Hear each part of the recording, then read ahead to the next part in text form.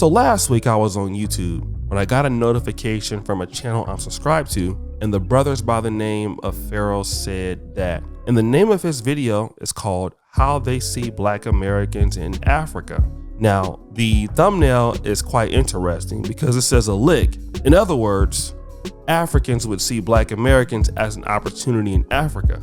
But that wasn't really the gist of the video, at least the part that I watched. When I clicked on the video, Pharaoh said that was calling it quite fair, in my opinion. I know that he sometimes may have a rap for, not wanting to be a part of Africa or hating on Pan-Africanism. I don't see that. I see him as a brother that is calling out the problems in both our community and in the community in Africa as to where it is. I think that many times he's spot on, despite never going to Africa and things like that. There's a few things I disagree with him on, but I believe the brother is calling it as he sees it. And I've been to Africa many times and I'm seeing some of the same things too. But anyways, it was his perspective that African Americans who want to go back to Africa are trying to colonize local Africans. Now, there's also been, this thing about the Lebanese in Africa. There's also been the Chinese in Africa, Indians in Africa. So with this repatriation movement coming back to the continent, the question is, are African Americans trying to become the new colonizers or neo-colonialists on the continent, similar to what we saw in Liberia with the quote-unquote Americo-Liberians in the 1800s? But before I kind of go deep into that, I want you to hear an excerpt of what Mr. Pharaoh said, and then I'll come back. African Americans are not going to Africa to help Africans. They're going there to exploit them, to live better than them, to take their money and get ahead of their own brothers and sisters. That's what they're doing. That's what they're doing. And I would be right there with the pro-Africans, watching you. Hey, Mobutu, look at this. So I know what people are going to say. This brother has never been to Africa, so he doesn't know what he's talking about. All right, that's fair enough. But there is a colleague of mine who's been to Africa many times, and I believe that he's been to more African countries than I've been to. Now, I've probably been there in duration longer, but he's seen more of Africa than I've seen. And that is the one and only Go Black to Africa.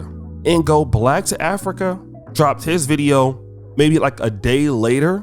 No, about a week later. And I don't really think that Go Black to Africa would have watched Pharaoh Said That's video. And I'm not sure if they did, but because Go Black to Africa sees this, right? He's interacting with the Black diaspora all the time. African Americans and the Black diaspora trying to unite.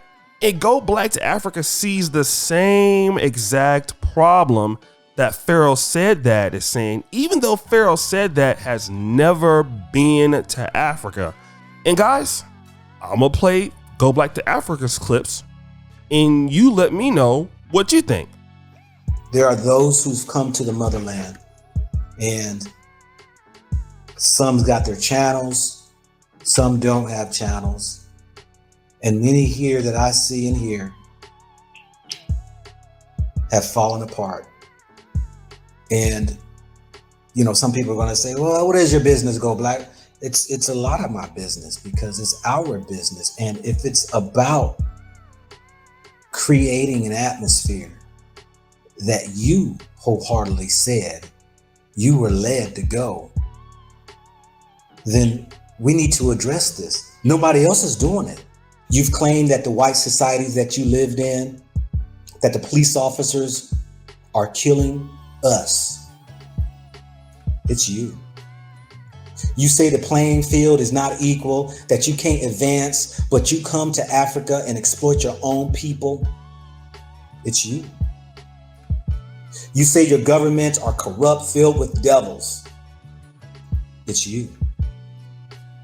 You blame the countries of the country you came from for your financial troubles. You could not, make it in the careers that you were in. You just could not get it right. And you wanted to break free so you can go to your own place and come to Africa. Yet you come and waste tens of thousands of dollars, only return back to your country. It's you.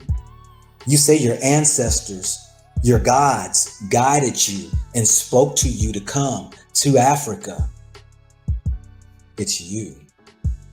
You claim blacks can't unite in your country, but you come and tear down one another and try to dismantle a group's efforts to grow. It's you. So guys, these are two different perspectives from two different people. One who's never been to Africa, one who stays in Africa a lot. And, we're going to talk about this because it's a two-sided story. Number one, we talk about colonialism. African Americans typically don't have enough money as a group, to go in and just occupy a certain business. We have the money, but we're not as united as let's say the Chinese or some of the Indian companies or Lebanese companies. So occupy it in that way, no. However, you do have some people looking to return to Africa, looking to mistreat the local populations. We saw that with certain YouTubers. One YouTuber in particular was out in the Gambia. We won't call her name, but we see that there's people out in the Gambia who are doing these little land scams and things like that, taking advantage of the diaspora and local populations. And while it may not be colonialism in the same way that the Chinese did it or the European powers did it, there is some people looking to go back to Africa and use the local populations to get what they want. In fact, Pharaoh said that his own friend is doing the same thing. I'll play that clip right now. That's what you're asking me to do when you ask me to go open a business in Africa. You're asking me to go do something that blacks in Africa can't do. I've had a friend offer me to come and get clothes made, and the reason it's gonna be so successful, because I don't gotta pay the Africans nothing. I knew exactly what she was saying. She made it sound nice, but I knew what she was saying. Come over here, they can make your clothes, and they ain't gonna charge you. Okay? Facts, I'm the realest nigga alive. I don't wanna go to Africa and have Africans working for me for poor. That. But in my opinion, I can't say it's colonialism, but you do see African Americans, I've seen some of that, going to not necessarily help the population, but to keep it where it's at. Now you do have a lot of good brothers from the diaspora that are coming back there to help, right? But I will be honest to say this is what I see. The diaspora of said country is also just as guilty. And what I mean like this, right? I've seen this a lot of times and I'm not trying to start no stuff. But let's say, for example, you're African American and you go to Africa and the working wage is $100 a month. Okay, you'll see people trying to employ that also, right? But some of us who've never been to Africa, we're more likely to want to pay a higher amount for people just because we might feel a little bit bad. But I think that I've seen this. The people who are from said country, they go to UK, the United States, and then they come back to their country, and then they're still purposely wanting to keep those wages low. And even though they know how hard it is to get out, I've seen that. I've seen that from Black Americans too, and people of the diaspora. What you're seeing is that there's not a lot of social entrepreneurship from these particular people. Now, a lot of folks that come from the diaspora are not good entrepreneurs as it is. They're not good business people. I've noticed this also. But I would agree that yes, there is some form of okay, I'm going to Africa and get rich and live my life off the backs of other people. When the reality is that the industries can be developed and everybody can get money and the countries can grow. The governments can get taxes, the industries can be improved, foreign investment can be initiated, and wages can go up. That's what it should be about. Now, let me just say this. If the minimum wage laws, because you could go to some of these investment authority sites, some people will tell you, the governments, hey, listen, the going wage is $80 a month for a worker here. So that's what the law is saying. And I get it. Some people are gonna take advantage of that. However, if we love Africa and we love the continent, we should be wanting to grow our mother continent and keep it up. And you can't keep it up if somebody's making $80 a month. I mean, I totally get what people are saying there.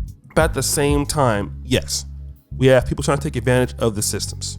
That it is true. But what we're not talking about is that the governments are keeping these places where it's at. See, the government is supposed to protect their people, okay? When you're corrupt, you can't expect people to come in and treat your people better than what they're doing, you know? And that's a harsh reality. If the government is not doing their job, everybody's going to be a colonial person when they get there. Because instead of paying like $2,000 a month, and if I have a product, I can pay $100 a month. Yes, I'll pay $100 a month because the government won't force me to do anything better than what I should do. So most people will do that. It's wrong, but they will. We have a lot to go though, right? Especially some of us who have been through racism, white supremacy, and then we come back to Africa and then all of a sudden we forget where we come from. You know, we need to develop the talent that is there. We need to work with our people. We need to improve our situations, guys. I think both of these brothers brought some powerful points. But guys, I gotta get up out of here. It's your boy, Oshay Duke Jackson, back at it again with another episode of Kenganda. Check it out here, guys. We're out. Peace.